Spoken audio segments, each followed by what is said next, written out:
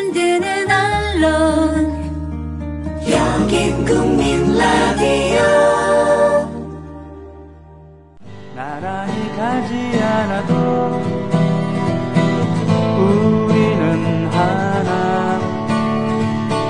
세상은 힘들게 해도 우리는 조합원.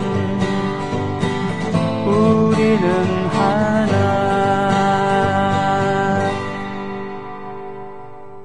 다음은 국민TV 직원과 인터마켓 사장님과의 통화를 재구성한 것입니다. 제가 운영하는 인터마켓 쇼핑몰 국민TV에 광고하고 싶은데요. 인터마켓이요? 소개 좀 해주실 수 있나요? 라면, 과자 등 먹거리 쇼핑몰인데요. PC방, 매점, 실내 놀이터 등 도매 가격으로 공급하는 곳이에요. 수백 가지 품목이 있어요. 소셜이나 대형마켓보다도 싼가요? 그럼요. 더 싼 것도 많고요. 더 비싼 건 없어요. 월별 반값 행사, 증정 행사 등 이벤트에 적립금 포함하면 국내 최저가가 확실해요. 국민TV 조합원이신가요? 네, 조합원이에요. 인터마켓입니다. 검색창에 인터마켓 검색하시면 돼요. 정직하고 참된 먹거리 쇼핑몰. 검색창에 인터마켓 검색하시면 됩니다. 영혼을 울리는 목소리 문명진 콘서트. 나의 노래. 마이클 볼튼이 극찬한 최정상급 보컬리스트 문명진. 그가 선사하는 불후의 명곡을 느껴보세요. 2월 13일부터 백암 아트홀. 예매 인터파크 예스24. 8세 이상 관람가.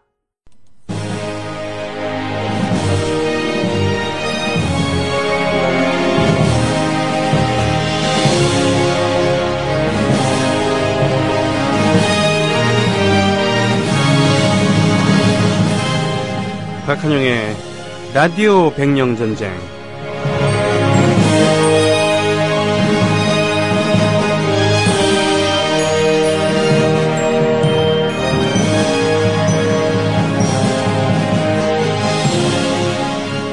역사를 일컫는 말 중에서 보면은 청사라고 있습니다. 왜 청사라고 했냐? 예전에 종이가 발명되기 전에는 죽간이라고 해서 대나무에다가 기록을 했으니까요. 그 대나무 껍질이 어떻습니까? 푸르지 않습니까? 그래서 청사라고 했다라는 분위기 있습니다. 청사를 길이 빛낼 뭐 어쩌고저쩌고 청사를 욕되게 하였으니 뭐 이런 건데 뭐 그렇게 기껏 기록해놓고선 나중에 바로 세우겠다고 하기도 합니다. 그래서 역사적 평가가 달라지기도 하고 변해진 시대상에 따라서 도대체 우리에게 이승만 박정희는 무엇인가 생각하게 만드는 요즘이기도 한데요. 그 부분에 대해서 아주 할 얘기가 많으신 분 오셨습니다. 박한영 선생 오셨습니다. 안녕하십니까? 네, 안녕하세요. 네. 자, 아무래도 그 얘기를 안 하고 넘어갈 수는 없겠죠. 역사학자로서. 그 문재인 이제 신임 대표가 네. 이제 현충원의 이승만 박정희 묘역에 참배했잖아요. 네네. 그런데 뭐 그다음에 또 이제 할 때 전후한 시기에 중요한 발언을 했어요. 참배와 함께. 예. 이 민주주의와 서민 경제를 계속 파탄낸다면 박정부와 전면전을 시작할 것이다. 네. 이거 뭐 뉴스에 크게 나왔죠. 그래서 민주주의와 서민 경제를 지켜낼 것이라고 얘기를 했어요. 네. 근데 놀랍게도 첫 행보가 현추에서 이승만 박정희 묘역 참배로 시작했지 않습니까? 예. 요에 대해서 뭐 이렇게 참배 이유를 밝혔죠. 예. 왜냐하면 두 전 대통령의 참배 여부를 놓고 국민들이 갈등하고 그것으로 국론이 나는 것을 바람직히 못하다. 네. 하면서 뭐냐면 통합을 위해서 참배를 했다고 얘기했어요. 네네네. 근데 제가 볼 때는 이게 물론 이제 여기서 말을 덧붙이긴 했어요. 네. 참배는 국민 통합을 위해서지만 여전히 가해자의 반성이 있어야 된다. 예. 그래야 진정한 화해와 통합이 있다 해서 후제의 방점이 있지만 제가 볼 때는 역시 문제가 있는 말이에요. 왜냐하면 앞뒤가 안 맞아요. 앞뒤가 맞는다. 예, 지금 무슨 얘기냐면 이 참배 때문에 국론 나뉜 건 아니에요. 네. 이승만 박정희 때문에 국론이 나눴다가 아니라 역사적 평가가 다른 것이지. 네. 예, 그리고 더 큰 문제는 민주주의를 수호하겠다고 천명하면서 그 첫 행사가 독재자에 대한 참배가 네. 이게 어떻게 국론 분열의 갈등 끝내는 것인가라는 얘기예요. 안 맞죠. 네. 그다음에 또 그 예로 든 게 있어요. 국론 분열의 예로. 예. 그게 뭐냐면 지역 인사 차별 금지, 특정 인사에 대한 차별 금지. 또 야당 10년, 그러니까 국민의 정부하고 참여정부죠. 네. 10년을 집권의 역사를 인정해달라. 네. 이렇게 얘기했어요. 근데 어떻게 이게 박정희 이승만에 대해서 참배한다고 해서 이게 인정되고 안 되고 할 문제가 아니지 않습니까? 네. 예. 한마디로 해서 그리고 더 큰 문제는 제가 볼 때 이 인사차별 금지라든지 네. 그다음에 야당 10년 집권을 인정해 달라는 것이 어떻게 한국 민주주의의 전부입니까? 극히 일부죠. 그렇죠. 극히 일부입니다. 네. 따라서 부분적 이유로서 민주주의 전체를 훼손시키고 있다는 거예요. 예. 예, 그래서 그 더 큰 문제는 이런 얘기죠. 내가 이승만 박정희 묘역에 참배했으니까 네. 니들도 김대중 노무현 인정해 달라는 거 아니에요. 네, 그런 면이 있습니다. 그렇죠. 아니, 근데 그것이 그때 뭐냐 정확하게 이 문재인 대표는 이렇게 얘기했어요. 민주정부라고 했어요. 두 정부를. 네. 10년에 민주정부를 인정해 달라. 근데 내가 볼 때 민주주의 정부를 수구와 독재와 그 후계 정당에게 인정해 달라고 그걸 하는 게 가능한 일입니까? 그러니까 대상이 잘못된 거죠. 예. 그들이 민주주의 정부라고 얘기한다면 그것은 누구에게 되냐면 국민들에게 인정받아야 되는 겁니다. 국민들에게 인정을 받아야 돼요. 예, 그것이 왜 새누리당한테 인정받아야 되죠? 예. 그래서 쉽게 말하자면 이건 다 쉽게 말하면 여야의 정치적 이해관계에 따라서 민주주의를 주고받는 거예요. 예. 거래를 했다는 그런 예. 느낌이라는 그래서 얘기군요. 이 바로 민주의 정부라고 하는 문 대표의 이야기는 수구 정당에게 공인받아야 될 것이 아니라 민주 시민에서 그 정당성과 역사를 공인받아야 되는 거예요. 알겠습니다. 자, 역사학자로서 박한영 선생님께서 역사를 통시적으로 전면적으로 보지 못한 그런 근시안적인 그런 느낌, 뭐 이런 느낌으로 이렇게 말씀을 해주셨습니다. 우리 어렸을 때는 우리나라 최초의 성악, 그러니까 그 클래식 음악가이며 봉소나 이 노래를 나라 잃은 그런 그 조선인의 처지에 빗대어서 만들었고 그러면서 잠옷 좀 애국자인 듯한 그런 느낌을 주었던 난파 홍영후, 알고 보니 친일파, 뭐 이런 거죠. 그렇죠. 뭐 네. 친일파라는 얘기는 알지만 실상은 잘 모르실 거예요. 실상을 모르신다. 알겠습니다. 그럼 오늘 그 홍난파에 대한 이야기 부탁드리겠습니다. 예, 2013년 9월인가요? 흥미로운 보도 뉴스가 났었어요. 네. 그게 뭐냐면 이 작곡가 류재준이라는 분하고 소프라노 가수 임선혜라는 두 분이 네. 난파 음악상, 즉 홍난파를 기리는 음악상이겠죠. 네. 이 수상자로 선정되었어요. 네. 근데 이것을 거부해가지고 1968년부터 제정됐던 난파 음악상이 처음으로 수상자를 못 낸 사건이 발생했어요. 그렇습니까? 예. 이때 수상을 거부한 유재준 작곡가가 한 말이 아주 중요합니다. 네. 친일 음악인의 상을 받고 싶지 않고 일부 수상자 중 납득하기 어려운 사람도 있다. 전자는 역사적 정당성이고 네네. 후자는 음악계의 내의 어떤 그 비리 문제겠죠. 그렇군요. 부적절합니다. 그래서 할 수 없이 그다음 차점자로서 임선혜 씨가 재선정되었어요. 네. 근데 이분도 거부해 버렸어요. 예. 이게 그 클래식 음악계나 이런 데서 네. 예술가로서 그 권위 있는 상을 받는다는 것, 이것은 자신의 경력에도 그리고 뭐 예를 들면 작품료라던가 개런티에도 영향을 주는 중요한 이벤트 아니겠습니까? 개런티뿐만 아니라 앞으로 출세길도 막힐 그렇죠. 수가 있죠. 예. 이 죄송하죠. 저는 음악이나 예술계 모르지만 뭐 한국에서 상당히 마피아적인 요소가 강하다든지 계보라든지 개파적인 게 많다는 얘기도 있어요. 예. 근데 보면 이제 이 난파 음악상이 이제 거부된 것이 먼저 그럼 도대체 이 홍난파 음악상을 음악인이 거부했다고 하는 것은 굉장히 큰 영예인 것을 거부한 거잖아요. 그래서 그만큼 홍난파의 친일 행적과 가지고 그냥 차라리 개인적 사전을 못 받겠다도 아니라 네. 친일 행적 때문에 난 받을 수 없다고 얘기했다면 굉장히 중요한 것이죠. 그렇군요. 이것 좋게 얘기하면 완전히 그 자신의 그 역사관을 음악관에 투영해서 얘기를 한 거고. 예, 한국사에 던진 겁니다. 예, 나쁘게 얘기하면은 여태까지 커다란 권위를 내려온 그런 선배 음악가를 정면으로 부정한 거 아니겠습니까? 그렇죠. 네. 그래서 우선 오늘 이제 홍난파 얘기를 할 텐데 우선 그 간단한 양력들을 한번 정리해 보시죠. 그럴까요? 네, 친일하기 이전의 네, 행적이라고. 제가 한번 해보겠습니다. 홍난파. 모리카와라는 이름으로 창시 개명을 한 적이 있군요. 모리카와 준. 예. 예, 참고로 모리카와 준의 이게 윤자로 있잖아요. 예. 이게 요시아 준이면 이게 기록 윤입니다. 길옥윤. 네. 그러니까 혜연이 씨하고 옛날. 네네. 그러니까 길 선생이 아니라 길옥 씨입니다. 네. 길옥윤인데. 길 씨가 아니고 기록의?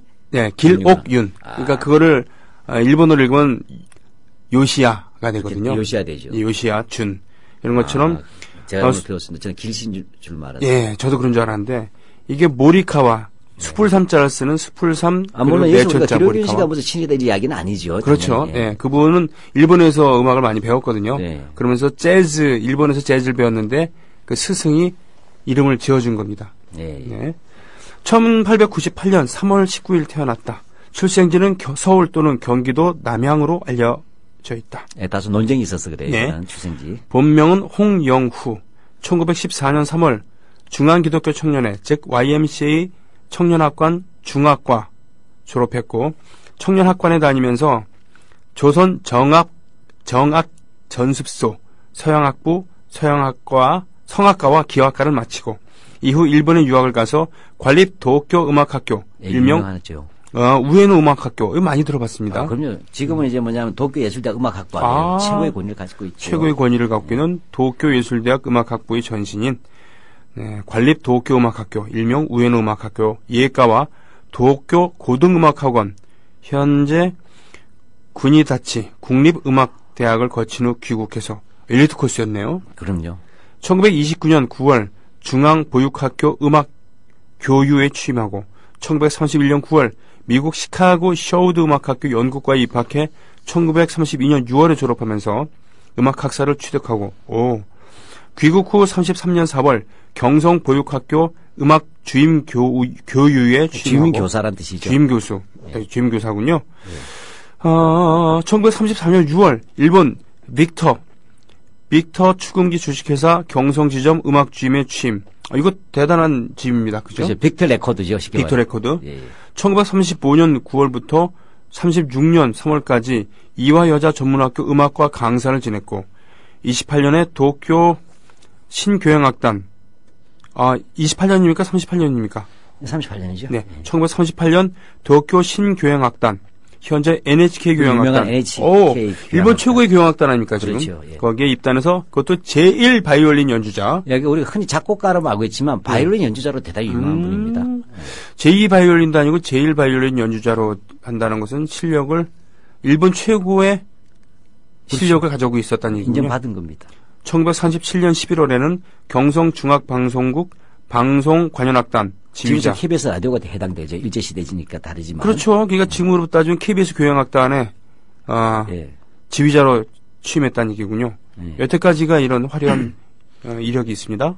예, 뭐 이렇게 해서 이제 이게 이력이라면 또 작품 사실 우리가 홍남번 거는 이력보다 알려진 게 그 명곡 이른바 명곡들 아니겠습니까? 예, 보면 잘 알다시피 제일 먼저 봉선화가 있죠. 네. 이거는 1924년 애수라는 노래가 있었어요. 기악곡. 네. 이거는 훗날 김형준이라고 하는 분이 가사를 붙이는 겁니다. 즉 애수라는 기악곡이 1920년 4월에 홍남파가 만들었는데 이것을 나중에 가사를 김형준이 봉선화로 넣은 거예요. 그렇군요. 그러니까 처음에 기악곡으로 두두두두 그렇죠. 이런 거였는데 예. 여기다가 예. 가사를 붙였다는 예. 얘기군요. 근데 물론 이제 우리나라에서 공식 이름 바른 이름은 봉숭아인데 네. 이 바로 이제 김형준이라는 분이 봉선화로 했기 때문에 그냥 그대로 이름을 부르는 겁니다. 네, 원래 그랬군요. 꽃 이름은 봉숭아가 맞는데 봉숭아 꽃물 드린다는 것. 네. 근데 더 유명한 이제 이 봉선화도 있지만 또 하나가 고향의 봄. 고향의 봄. 바로 이혼수가 소년 시절에 동료를 씁니다. 그렇죠. 나의 살던 고향은. 맞아요. 소년 시절에 이거를 투고를 해서 상을 받은. 그래서 천재가 났다고 하죠. 네. 예, 그래서 바로 이 고향의 봄을 이혼수가 작사한 것을 바로 이 또 작곡을 하고. 네. 근데 애수의 조선. 네. 뭐 이런 것들도 해서 기악곡들을 하여튼 150곡 이상을 작곡했다 그래요. 예. 예, 이렇게 하면서 수많은 뭐냐면 음악 관련 서적도 내고 그다음에 또 문필 제주도 있었어요. 글도 쓰셨다는 얘기군요. 예, 그래서 장편과 단편소설인데 예를 들면 처녀혼, 네. 청춘의 사랑. 이건 청춘의 사랑은 도스토옙스키의 그 가난한 사람들이라는 소설이 있지 않습니까? 네네네. 가난한 사람들이라는 소설을 고신 거나 또는 번역하기도 했죠. 네. 번안하고. 뭐 이런 식으로 했고 그 글과 평론도 하고 그다음에 음악 활동도 하는 아주 다방면에서 교육자, 작곡자, 연주자, 그다음에 문필 활동을 했던 사람이에요. 네. 그렇군요. 그러면 근데 1937년 6월 수양 동우회 사건으로 검거되면서 이후 친일로 들어섰다는 기록이 있는 건가요? 예, 그죠. 바로 이제 수양 동해 사건이 고비가 됩니다. 네네네. 저는 개인적으로 이거 참 홍남파에게는 불행한 사건이 또 저는 봐요. 아, 그래요? 네네. 이게 이제 이 수양동해라고 하는 것은 쉽게 말하자면 1920년대에 네. 아주 간단히 안창호 아시죠? 조선 안창호 선생. 안창호 선생의 해외 만든 조직이 흥사단이라고 있었잖아요. 예, 있습니다. 네네네. 네. 그게 국내 조직이라고 보시면 되겠어요. 아. 네, 근데 이것이 원래 1920년대에 서울에서는 수양동맹회, 그다음에 평양에서는 동우구락부가 있었어요. 두 개가 서울과 평양에 있었던 거죠. 네. 이 두 개를 이제 뭐냐면 있었는데 이 두 개가 합쳐져 가지고 수양동우회가 되는 것입니다. 아, 네. 그렇군요. 네, 그래서 1926년 1월 달에 수양동우회가 되는데 바로 이 홍남파는 바로 이 미국에 유학하던 당시에 1931년이죠. 12월 달에 미국에 있는 흥사단에 가입합니다. 네. 근데 사실 흥사단의 국내 조직이 수양동호회니까 네. 당연히 국내에 기국했을 때 수양동호회 멤버가 된 것이죠. 네. 그렇군요. 근데 하여튼 수양동호회는 어쨌든 친목단체를 표방을 했었어요. 네네. 근데 친목단체를 표방했지만 사실은 이제 이 부분이 좀 학교에서 어느 정도 독립운동단체냐 친목운동단체냐 논란은 좀 있어요. 네. 그런 안창호 선생의 국내 조직인데 실제 이 조직을 국내에 들어와서 꾸렸던 사람은 이광수예요. 아, 춘원 이광수. 젊은 시절의 이광수. 예. 그렇군요. 예, 그래서 뭐냐면 처음에 26년도에 수양동호회로 통합됐지 않습니까? 네. 그렇게 되어서 나서는 수양동호회가 친목을 표방했지만 이제 비밀리에 뭐냐면 이 해외에서 뭐냐면 이 장차 신조선 건설 운동을 위한 혁명 대당을 만든다는 이런 지침들이 결정이 돼요. 해외에서. 세상에. 따라서 수양동호회도 어떤 그런 부분에 대한 성격들을 받아들일 수밖에 없겠죠. 예. 예, 그렇게 하지만 실제적으로 뭐냐면 이 회원들의 경우에는 변호사, 의사, 교육자, 목사, 저술가, 광산가, 상공인들, 그게 흔히 말하는 자산계급이죠. 그렇군요.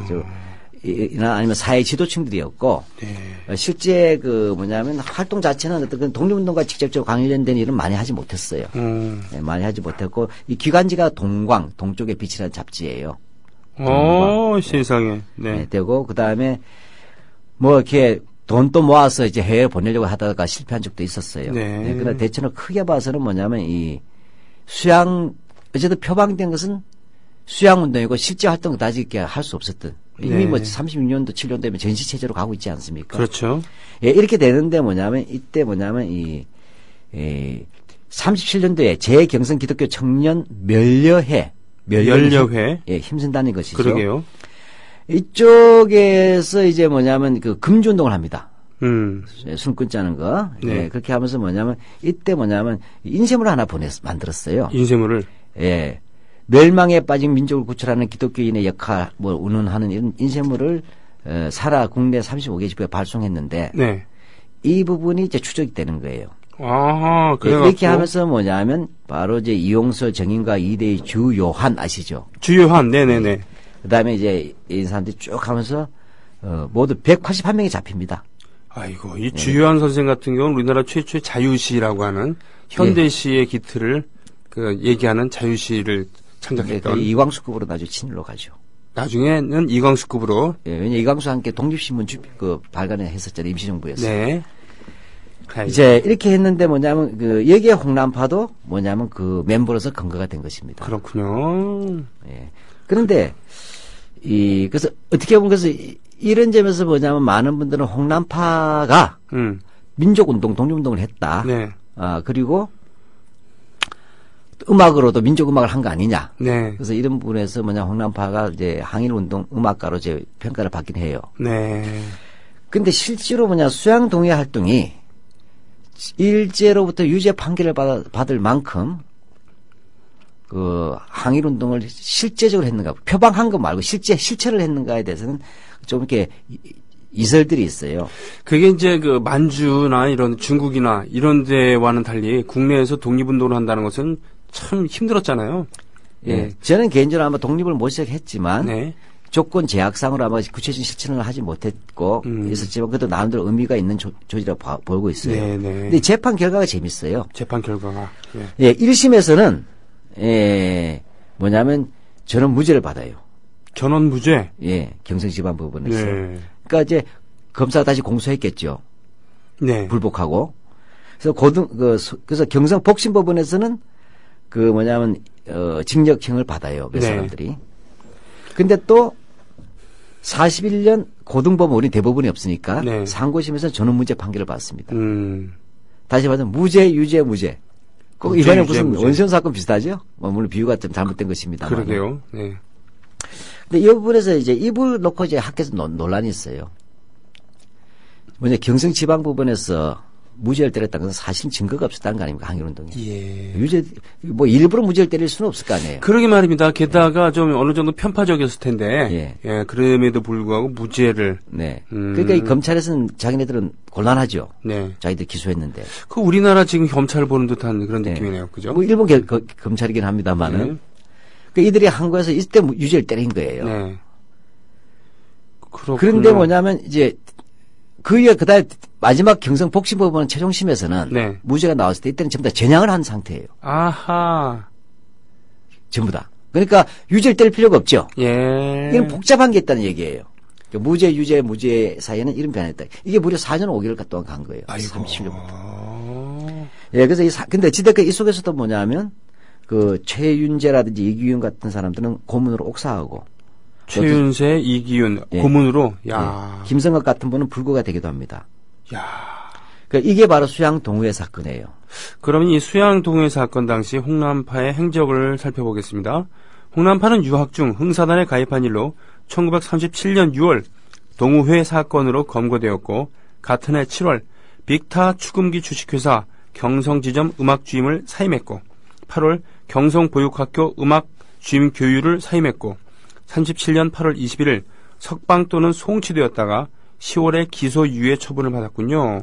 예, 제가 여기서 주목할 것은 홍남파 별로 오래 있지 않았다는 것입니다. 4년 5개월 동안 사실 중에서. 그렇군요. 즉 1937년에 이제 우리가 이게 보면 이제 그 6월부터 이게 체포가 되잖아요.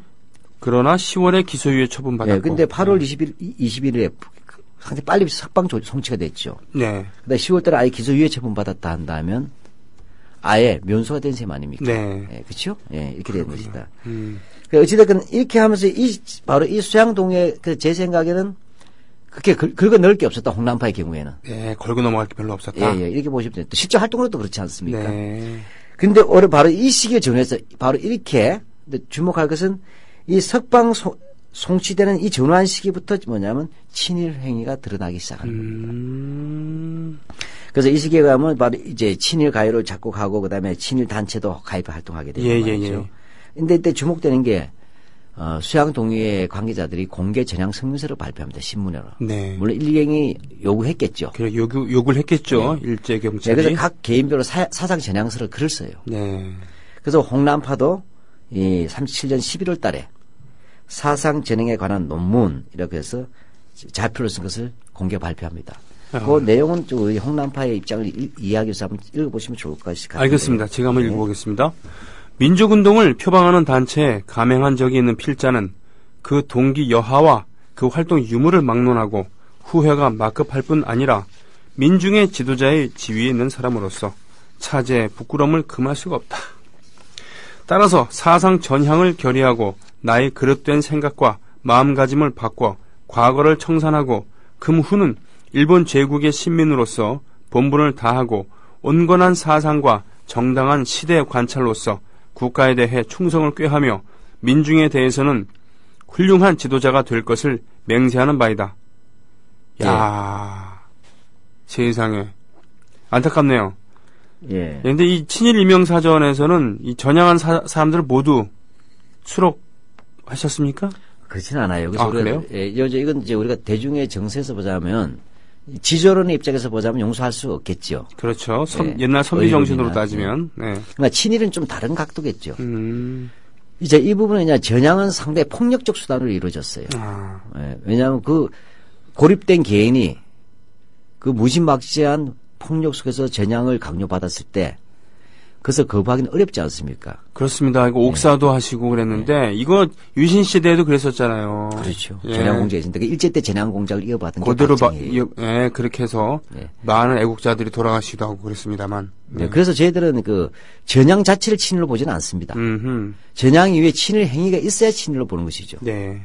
그러니까 이런 것을 우리가 좀 이렇게 들으시는 우리 식구분들도 조합원분들도 유의하셔야 됩니다. 네. 전향은 자랑스러운 아니지만 전향의 과정에서는 자발적 전향도 있지만 폭력에 따른 전향도 있었기 때문에 그건 생존로서 쓸 경우도 있다. 네. 그래서 일률적으로 평가할 수 없다는 것.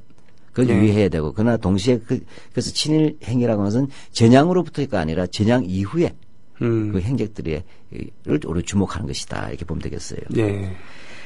예, 그런데 뭐 그다음에 재향성에서 한 번 더 발표하죠. 예. 예. 그게 바로 대동민우회라고 하는 단체에 가입하면서예요. 네. 대동민우회. 예, 예. 예. 이 대동민우회는 뭐냐면 그 전향자들, 근데 이게 민족주의자, 사회주의자 두 계열이 있을 거 아니에요. 예, 예. 이 두 계열의 사상 전향자들을 회원을 한 단체예요. 근데 아. 슬로건이 뭐냐? 반공이에요. 이때 일제 시기에 가장 뭐냐면 사실 민족주의는 거의 조직적 운동이 없어졌어요. 네. 이 상황에서 바로 반공할 때 사회주의 계열의 이제 항일운동이 제일 거세고 지배하니까 네. 내세우면서 하고 또 이 반공은 또 한편으로 보면 반소가 되겠죠. 아니, 반중. 그 파시즘이 보면은 반공산주의를, 반공을 부르짖는, 예. 예, 히틀러도 그랬고, 예. 그리고 무솔리니도 그러지 않았습니까? 예. 근데 이제 반공 플러스 뭐냐? 일본의 대국가주의 사상. 대국가주의. 파시즘이죠. 합치면 이거 파시즘이다. 역시. 그거죠. 자, 이렇게 이어서, 하는 입장에 낸 예. 이 대동민회에 가입하면서 이제 함께 집단 전향서를 한 번 더 씁니다. 그렇습니까? 예. 그래서 1938년 6월 동우회 사건 관계자들과 함께 대동문화에 가입하고 조선민중의 행복은 내선, 즉 일본 내지와 조선 두 민족을 하나로 하는 대일본 시민이 돼서 신동아 건설에 매진함에 있다라는 전향성명을 발표했다는 얘기예요. 예. 그동안 나서는 뭐냐 37년 5월달 창립된 친일 문예단체가 있어요. 네네네. 친일 문예회. 제가 경상도 네. 사람이라 발음이 잘 안 됩니다. 이해해 주십시오. 조선 문예회. 그 발음이 제가 안 되네요. 아, 예, 얘기했는데 이건 뭐 친일단체니까 말할 거 없고요. 근데 한마디로 하면 조선 문예회의 경우에는 네. 조선의 가요를 정화해. 아, 가요 정화라는 게 이때 나오는 겁니다. 네. 우리 정화 작업 아시죠? 네. 전두환 때. 일본의 국채화. 천황제의 파시즘이죠. 네. 전시 체제의 선전물로 전환하기 위해서 조선 총독과 만든 외곽 친일 단체예요. 여기에 예. 김억, 이광수, 최남선, 와, 예. 이종태, 박경호, 함화진, 현재명 등의 다들 음악에. 아시죠? 전 현재명은 희망의 나라로 예. 서울대 초대 음대 학장을 지냈던. 음악인 가운데 최고학질이에요. 현재명은. 아, 대구 그렇군요. 출신인데. 하마지는 국악인이고. 네. 이렇게 되죠. 예, 근데 이제 이렇게 하면서부터 뭐냐면 이런 친일 단체와 가담하는 한편 각종 친일 행사에 나서게 되죠. 그렇군요. 너무 많아서 뭐 일일이 다 말씀드릴 수 없지만 그 하나만 예를 들어 보시죠. 그 예. 매일신보사가 주최한 게 있죠. 하튼에, 그러니까 1937년 9월 조선 총독부 기관지죠. 매일신보사가 주최하고 조선 문예회가 후원해서 일본군의 중국 바오딩 보정 점령을 축하하고 황군에 감사하자는 목적으로 경성 부민관 나중에 시민회관이 됐죠. 예, 지금 이제 국회의사당. 예, 지금 서울시의회 국회의사당이 된. 예, 예. 네. 거기서 열린 바우딩 함락 축하 황군 감사 대음악회에 참가했네요. 예, 네. 여기서 뭐냐면 이 홍남파는 최남선이 작시한 정의의 개가, 네. 개선가란 뜻이죠. 이걸 작곡을 해서 발표회를 갔습니다. 네. 그러면서 일본 스기모토 나카오라고 하는 사람이 작사한 공군의 노래도 자기가 직접 작곡해서 발표하고, 그다음 이날 2부에서는 오케스트라까지 지휘합니다. 네. 그리고 이날 공연 수익금은 황군 바로 위문금으로 사용합니다. 맹활약을 했는데 예, 예. 같은 해, 즉 1937년 10월에는 경성고등음악학원이 주최하고 경성군사후원연맹과 경기도 군사후원연맹의 후원으로 열린 음악보곡 대연주회에 출연해서 바이올린을 연주했는데 이 연주회 출연자들도 수익금 모두를 국방헌금으로 헌납할 것을 결의했네요. 예. 그 다음에 좀 유명한 노래가 있어요. 죄송합니다. 제가 아니. 감기 걸려서. 이 1938년에 네. 대표적인 친일로 나오는 희망의 아침이라는 게 있어요. 내용, 뭐냐면 이 작사는 이광수예요. 작곡은 홍남파인데 그 이야. 가사를 혹시 좀 이렇게 좀 들려주실 수 있나요? 쌍두마차네요, 정말. 예, 한 분은 우리나라 최초로 소설을 예, 무정을 쓴 근대 소설을 쓴 분이고 한 명은 우리나라 최초의 서양음악가고 그렇죠. 쌍두마차가 가사를 둘다 보니까 수양동호회 멤버고. 예, 가사 2절 보니까 일어나거라 우리 임금의 분부받자와 1억 1심이 넓은 천지에 팔괭일우 이게 이게 그거죠? 세계. 사방팔방. 예. 우주 전체가 하나의 예. 집이다. 예. 새로운 천왕의 집이다. 세계를 이룩하려고. 그러니까 대동강 공룡권을 이룩하려고 이런 대륙 뜻이죠. 2만리, 대양 10만리, 대동 아세아의 대공영 1권입니까?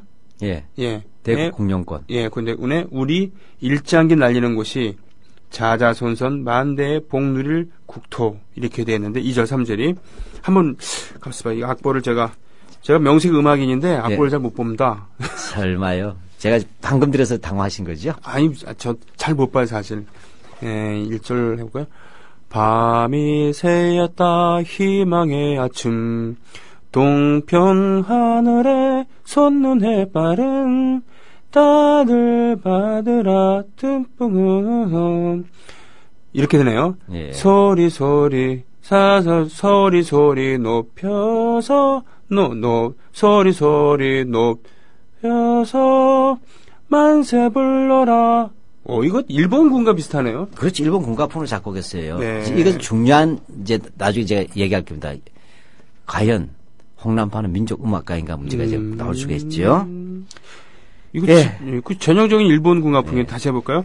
밤이 새였다 희망의 아침 동편 하늘에 솟는 해바른 다들 받으라 듬뿍 받아서 소리 높여서 만세 불러라. 이야, 놀라웠습니다. 제가 방금 들었는데 딱 한번 읽어보시고 바로 이렇게 부르시네요. 좀 틀리긴 했습니다. 네. 제가 볼 때 놀라운 솜씨입니다. 희망의 아침이네요. 예. 예. 춘원 이광수 작사, 남파 홍영우 작곡. 네. 뭐 이것뿐이겠어요. 이제 이것이 뭐냐면 그 방송국에서 가창 지도곡이 됩니다. 국민 그래요? 개창 지도곡이죠, 요즘 치면. 새벽종에 올렸냐고 똑같다는 얘기예요. 이거 보급가요라는 얘기군요. 그렇죠. 예. 이거 만약에 이렇게 하면서 그 다음에 전속으로 거의 방송국에서 애국 가곡지 프로그램이 있었어요, 라디오. 네. 요즘은 국민가요 시간이죠. 애국 가요 시간에 바로 지휘자로서 계속 에마 행진곡, 태평양 행진곡 뭐 이런 게 있지 않습니까? 일본 군가. 네. 뭐 이렇게 해가지고. 이름만 들어, 제목만 들어도 군국주의의 군가들이네요. 그렇죠. 네. 굉장히 유명한데 사실 제가 아시는 우리 아버님 세대들은 이 에마 행진곡 다 부를 줄 아세요. 예? 에마 행진곡 같은 거 있죠. 그런 게 있어요? 예. 갓데고르소데 이사마노크라든지 예. 뭐 이런 것들 같은 거 그 정도 우리 아버님 세대 다 알아요. 80대 이상은. 그렇군요. 바로 이런 것들을 보고하는데 이 일을 담당했던 사람이 바로 홍남파입니다. 방송국에서. 그렇군요. 그 다음에 뭐냐면 그래서 주로 연주를 많이 했어요. 악단 지휘를 하면서, 경상 관현악단 하면서 국민 총력의 노래. 모두 병사다 탄환이다. 새벽에 빈다. 출정 병사를 보내는 노래. 열사의 명세, 그러니까 뜨거운 모래의 명세 이런 거겠죠. 이런 것들을 쭉 방송합니다. 자기가 지휘하면서. 그러게요. 중앙 KBS 관현악단 지휘자니까 예를 들면은. 그러다가 1942년 11월 달에 네. 국민총력조선연맹, 요즘으로 치면 민방위 총본부 아니겠어요? 네. 이쪽에 문화상위원회에서 이제 뭐냐면 이 문화상을 이제 공모를 했는데. 네. 이때 홍남파가 작곡한 거, 김안사 아시죠? 김억. 네. 이 섰던 산의 들이라는 게 있어요. 산애들의. 예, 이것을, 그니까 이 야만이 그다음에 노아란이라고 할까? 이것을 작곡해가지고, 양주동 작사 이흥렬 작곡의 어머니의 마음과 함께 가정, 가요, 부문 문화상 추천 작품으로 선정됩니다. 그게 그거 아닙니까? 나 실제 괴로움 따이지. 그렇죠. 예, 제가 왜 그러냐면, 요것을 두 가지 예를 든 이유가 있어요. 네. 김한서가 작사하고 홍남파가 작곡한 산의 들에와 네. 양주동이 작사하고 이흥렬이 작곡한 어머니의 마음은 둘 다 조선 총독부에서 상을 줬어요. 네. 즉 가정가요 건정운 상이란 거 아니겠어요. 네. 근데 내용이 좀 다르다는 거예요. 내용이 좀 다르다. 네. 왜냐하면 이 산의 들에 같은 경우에는 흙에서 일하는 기쁨을 노래하고 작곡력이 경쾌하다고 했는데 이게 근로보국과 관계되는 주제예요. 근로보국 열심히 일을 해갖고. 네. 근데 이 양주동의 이 어머니의 마음은 어버이날에도 부르잖아요. 그렇죠. 이건 뭐 참 가사가 절절하게. 이거는 친일가로 보진 않는 네. 겁니다. 왜냐하면 나실제 결혼 다지시고 할 때 통시적이잖아요. 그렇죠. 그러니까 다 같이 그러니까 이런 것들을 우리가 아니 실제로 우리가 할 때 유쾌한 일은 아니지만 공모했다는 네. 것이 네.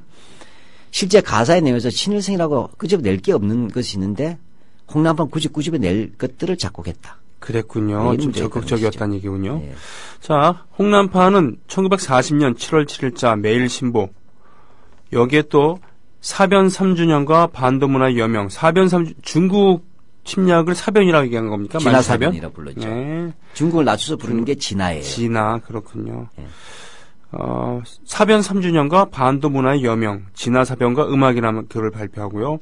여기서 과거에 있어서 국민가다운 국민가를 가지지 못했던 우리로서는 애국 행진곡 같은 신국민가를 가지게 된 것만으로도 이번 사변이 1억 국민에게 보내준 선물로 우리는 영원토록 언제나 이 노래를 고창함으로써 새로운 감격과 불타는 애국열을 고조시킬 것이 아닌가. 때는 바야흐로 기원 2600년 성전도 이제는 제3계단에 들어가서 신동아 건설의 대업이 하루하루 더욱 견실하게 실현되어가는 이때 총후에 있는 여러 음악가와 종군했던 음악인들의 원정에는 의당히 넘쳐드는 감격과 예술적 감흥이 성숙해 갈 것인즉 이번에 성업이 성취되어 국위를 천하에 선양할 때 그 서곡으로 그 전주적 교향악으로 음악 일본의 존재를 뚜렷이 나타낼 날이 일일이라도 속히 오기를 충심으로 비는 바이며 우리는 우리의 모든 힘과 기량을 기울여서 총후 국민으로서 음악 보국운동에 용왕 매진할 것을 자기하지 않으면 아니 될 것이다. 이런 제 얘기를 읽으면서도 정말 짜증이 나네요. 네, 요지가 뭐냐면 한마디로 얘기입니다. 원래 우리 조선인들은 국민가요다운 국민가요를 가지지 못했다. 근데 왜 중일전쟁이 일어나서 3년이 되다 보니까 이제 우리가 아까 말했던 애국행진곡 같은 군가 있지 않습니까? 이런 군가 같은 것이 우리도 드디어 부르고 가질 수 있게 됐는데 이것이야말로 전쟁이 우리 국민들에게 준 선물이래요. 아이고.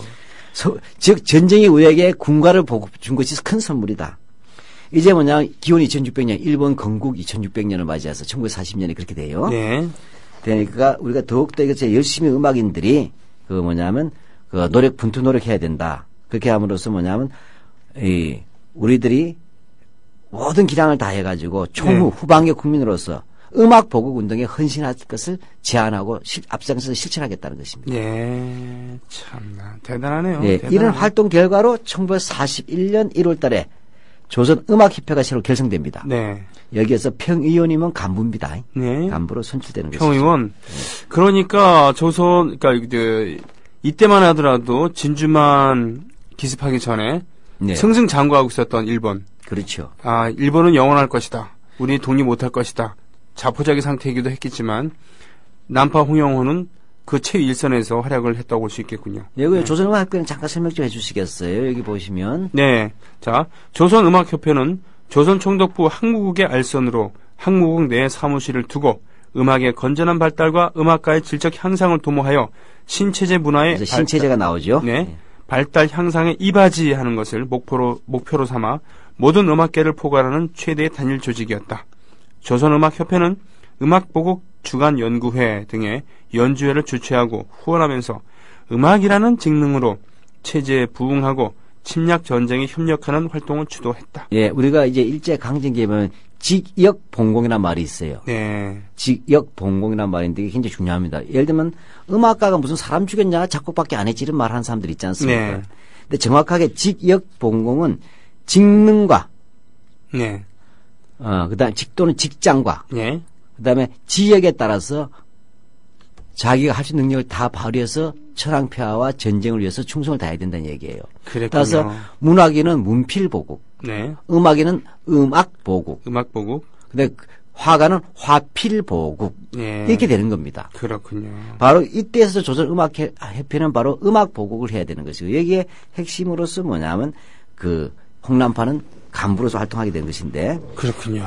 같은 달 29일에 열린 국민 총력 조선연맹 문화부 회의에서 문화부는 이제 문화예술 쪽 예. 인사들 모임 부서입니다. 음악인으로 이철, 박경호 등과 함께 문화위원회 선임되어 활동했고 예. 국민 총력 조선연맹 문화부는 문화활동에도 신체제를 갖추고 활동 분야에 따라 민중을 지도하고자 설치되어 국민 총력의 노래, 애국반의 노래 등의 재정 보급, 전쟁 시국에 부합하는 국민 가집의 발간과 노래집이란 뜻이죠. 네, 가집의 발간과 보급, 싱가포르 함락을 축하하는 행진가인 이겼다 일본의 작곡과 보급, 국민 개창운동 등의 활동을 주도했다. 예, 여기서 우리가 좀 알아둬야 될 게 국민총력 조선연맹이라는 게 있지 않습니까? 예. 하고 그다음에 국민 개창운동을 좀 알아둘 필요가 있어요. 예. 그 홍남파가 어떤 부분에서 하면지 홍남파는 지금 좀 정리를 해보십시오. 정리해보면 홍남파는 수양 동호회 사건에서 바로 이제 친일로 전향을 했지 않습니까? 네네네. 그다음에 뭐냐면 각종 친일 음악 단체의 간부로서 활동을 한다는 거. 네. 두 번째로 뭐냐면 그러면서 작사 작곡을 했을 거 아니에요? 네네. 거기에 끝나지 않고 그래서 보급하는 활동으로서 네. 방송국에서 지속적으로 프로그램을 맡아서 한 거죠. 연주도 하고. 그러니까 그 지휘자로서 그 일제시대 때 그 관제방송국 지휘자로 들어갔다는 것 자체가 실력을 인정받은 것도 있지만 이미 민족운동, 독립운동 포기한 거랑 마찬가지잖아요. 예. 근데 문제 이때 이 홍남파가 작사 작곡한 것은 전부 다 군가류잖아요. 네. 국가주의 노래죠. 네. 그다음에 음악은 일본풍이시였죠. 그렇습니다. 아까 불렀던 노래는 네. 전형적인 일본풍의 군가였습니다. 그리고 국민개창운동이라는 게 있었는데 이런 거예요. 건전가의 보급운동이에요. 건전가의 보급운동. 40년대 들어오면 일본에서 뭐냐면 이제 일반 유행가도 못 부르게 합니다. 아. 시국이 엄중한 이때 어떻게 개인의 사랑 타랑이냐. 네. 이제는 근로보국, 전쟁 찬양 이런 게 있지 않습니까? 네. 이렇게 해서 뭐냐면 건전가요 내지 국민가요를 만들어요. 네. 바로 이 국민가요를 만드는 핵심 중에 한 명이 바로 홍남파입니다. 그런데 이거 보급하는 것이 바로 국민 개창운동이에요. 와, 다 함께 노래 부르기. 그런데 그 남파가 바로 41년 8월 30일 어떻게 지병이 있었나 보군요. 예. 경성요양원에서 그러니까 41년 1월 29일에 그때 이철 박경호 등과 함께 문화위원회 선임돼서 활동을 했는데 국민총력조선연맹 그런데 8월 30일에 죽습니다. 예. 경성요양원에서 사망했는데 45살이죠. 아이고. 근데 참 수양동호회 사건 이후로 길다면 길지만 비교적 짧은 기간 동안 그 본격적으로 친일 행위를 했는데 오히려 빨리 죽었죠. 이때 죽었기 때문에 이때 사망을 했기 때문에 친일 행위가 더 두드러지지 못했을 수도 있겠네요. 그죠? 예, 근데 역으로 따져보면 이 4년 동안의 그 활동이 굉장히 높아요. 네. 밀도가 높습니다. 예, 그게 좀 문제가 되겠죠. 네. 그런데 일기에 대해서 어떤 사람은 홍남파가 죽은 이유가 양심의 가책 때문에 범민하다 죽었다는데 저는 그 참 동의가 안 돼요. 양심의 가책으로 범민하기 너무 많은 친일을 하고 있어요. 죽을 때까지. 아. 거기다가 뭐냐면 심지어는 이제 보면 이 한국의 슈베르트라든지 한국의 악성이라고도 하잖아요. 아, 그렇습니까? 그다음에 인터넷 찾아보면 그렇게 나오고 저도 옛날에 그렇게 들었어요. 그다음에 뭐냐면 민족 음악의 별이라고 하지 않습니까? 네네. 근데 제가 볼 때 홍남파가 과연 민족 음악인가에 대해서는 굉장히 동의하기 어려운 부분이 많이 발생해요. 실제 이거 행적과 음악 전체를 봤을 때. 예, 대강 짐작되는 바는 있습니다만 그래도 좀 말씀해 주시죠. 어떤 이유가? 예, 이게 교양의 연구 성과들을 제가 제 개인적으로 얘기할 수는 없으니까 반영해서 보자면 홍남파가 흔히 민족 음악가라 불린다 하지만 사실 그런 우리 전통 음악을 멸시했다는 겁니다. 아, 그렇습니까? 예, 그건 실제로 이제 홍남파가 일본과 미국 유학을 갔다 온 이후에 쓴 글에 나와요. 우리나라 음악들은 전부 다 울고 짜고 하는 것이다. 이제 우리도 서양 음악처럼 경쾌하게 바뀌어야 된다고 얘기해요. 아니, 지가 본 거 들은 게 울고 짜고 온 거지만 상당히 신나는 거 많은데. 그렇죠. 하긴, 낙서적이고. 그러고서는 만드는 게 일본풍의 군가긴 했어요. 근데 홍남파 정작 자기도 애수에 산 노래 많이 만들었잖아요. 그래, 맞아요. 봉선화. 예, 울밑에서 봉선화야. 이게 이제 나라 이런 서름을 상징한다고 많이 불렸고. 그래서 우리가 민족 음악이라 할 때는 최소한 뭐냐면 반드시 전통과 전맥돼야 된다고 할 수 없다 하더라도 전통성에 대한 인정은 있어야 되지 않습니까? 그래도 이것 때문에 민족음악가라는 칭호가 붙여지고 이 노래 금지당하고 뭐 그랬었는데요. 그러니까 내가 볼 때는 이는 오래 우리 전통음악을 멸시하고 비난까지 했었고 그 다음에 양악 위주로 간 사람이잖아요. 그러니까 최초의 서양 음악가는 맞을 수가 있어요. 그 다음에 그 이후에는 또 문제 서양 음악이라고 하기도 어려운 건 가장 왕성하게 활동했던 후반기에는 일본 국가주의 군가고 일본 노래 외색가요 아닙니까? 그래서 친위 음악인이지 않습니까? 이 세 가지 요소, 즉 전통 음악에 대한 비판, 서양 음악에 대한 경도, 서양 전통에서 비판했던 애수나 징징 짜다고 했지만 자기는 정작 서양 음악으로 징징 짜는 거 할 때 문제가 없었단 말인가? 그렇군요. 그러다 나중에 말년에 친일 음악과 일본 외색 음악 이 세 개를 합칠 때 과연 홍남파를 민족 음악이라 할 수 있겠는가라는 질문이 나오는 것이죠. 퀘스천 마크는 분명히 있다라는 그런 얘기. 예. 그러면 교과서에 나온 친일 음악인들 중에서도 교과서에 실린 음악들 있지 않습니까? 그렇죠. 남파의 곡들도 여러 있고요. 예. 뭐 등등 있는데 이거 음악을 다 빼야 될까요? 저는 그렇게 보진 않아요. 예를 들면 이제 봉사 같은 노래 있지 않습니까? 네네. 이 봉사 같은 노래들도 저는 이렇게 보는데 봉사 노래가 민족 이제 애국 노래라고 저는 보진 않아요. 구분해야 됩니다. 구분해야 된다. 항일 가요하고 예. 민족적 주제를 담았다 해서 항일은 아닐 수 있잖아요. 네. 잘 아시다시피 홍남파가 애수에다 곡을 부여 연주한 것은 1920년이에요. 1920년. 그렇죠. 근데 동료 음악가인 김영준이라는 분이 노래말을 써서 봉사한 노래가 탄생했잖아요. 네. 그럼 홍남파의 가사는 아닙니다. 그죠? 아. 이해가시겠죠? 그렇군요. 그러나 작사, 작곡 같이 가니까 우리가 동의해요. 근데 문제는 이제 이 봉선한 노래가 실제로 유명하게 되는 거는 1940년에 조선일보가 실시한 신인음악회에서 이 김천혜라는 사람이 데뷔를 해요. 가수. 김천혜. 브라운가요? 네. 그렇게 되죠. 했는데 이 사람이 1942년 일본에 가서 유명하게 되는 거예요. 그래요? 네, 일본에 가서 무사시노 음악학교 4학년 때 네. 바로 히비야 공회당이라고 있잖아요. 일본에. 그렇죠? 히비야 공원에 있는. 예, 히비야 공원에 있는 꽤나 그 유서 깊은 공회당. 네. 그래서 전 일본 신인음악회에 출전하게 됩니다. 여기서 당차게 봉선을 부른 거예요. 이것이 거기에서 제일 동포들이 있었잖아요. 네네. 신금에 젖은 거죠. 그래서 됩니다. 굉장히 오래된 오래된 남파가 죽은 다음이네요. 그렇죠. 그리고 사실 홍남파의 민족 음악 활동하고는 관계가 없어요. 또 김천에 나중에 친일로 갑니다. 근데 더 큰 문제는 뭐냐면 일제가 금지했다고 하는데도 이 음반이 나와요. 엄중원식이 어떻게 홍남파의 봉사가 나올 수가 있었느냐. 이 부분은 뭐냐면 향토적 서정주의라는 게 있어요. 향토적 서정주의. 그러니까 우리가 좀 조심스럽게 검토를 해봐야 되지만 네. 일본식 노래 불러서는 조선 사람들이 동의가 안 되잖아요. 예. 이제 대동학 공영권에 조선은 일본의 한 지방이죠. 네, 그렇습니다. 그러니까 민족성으로 보지 않고 지방식으로 보겠다는 거예요. 그래서 뭐냐면 조선의 노래도 또 다소 불리게 합니다. 네. 이걸 그림에서도 일본식으로 하지 말고 조선 토속적인 걸 해라. 네. 그래서 조선 사람한테 먹힐 거 아니냐, 선전하더라도. 그렇군요. 그러니까 일본 여성을 모범으로 삼지 말고 심사임당을 내시고 이렇게 하는 거예요. 예. 그런 거가 연관시켜보자면 봉선하는 조선인들의 징병징용 간 사람들 있지 않습니까? 네. 한테는 일본 노래보다 와닿죠. 그럴 수 있겠네요. 이런 점에서 향토적 서정주의라는 맞닿은 부분에서 분명 한국에게는 신금을 올린 건 사실이다.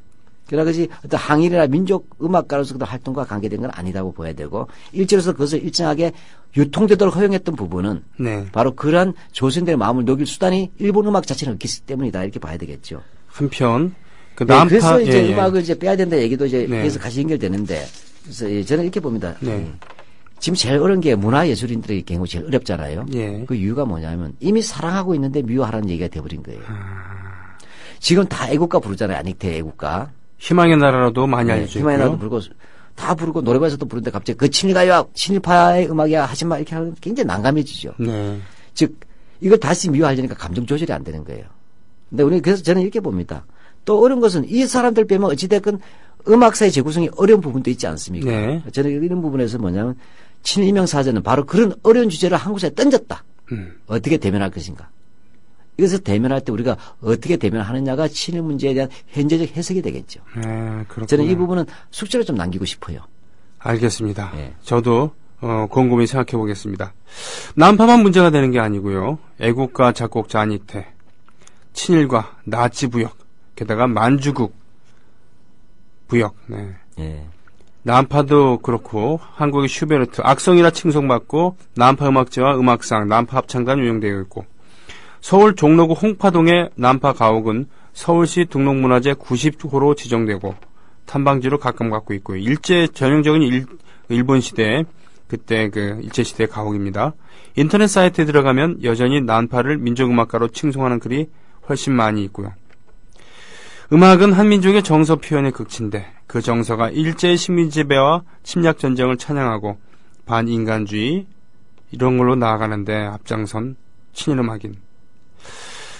이들을 한사코 기리려고 하는 그런 나라. 하긴 그렇게 한사코 기려야지 자신들이 걸어온 아니면은 자신을 낳아주고 길러주고 출세시켜준 그런 역사적 배경에 대한 그런 합리화가 될 테니까요. 그렇게 완성하는 것. 그야말로 이상한 나라.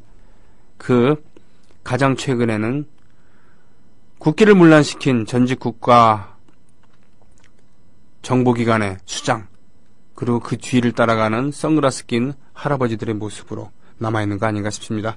박헌영의 라디오 100년 전쟁, 오늘도 수고 많이 하셨습니다. 오늘 덕분에 또 많이 배웠습니다. 고맙습니다. 네, 고맙습니다.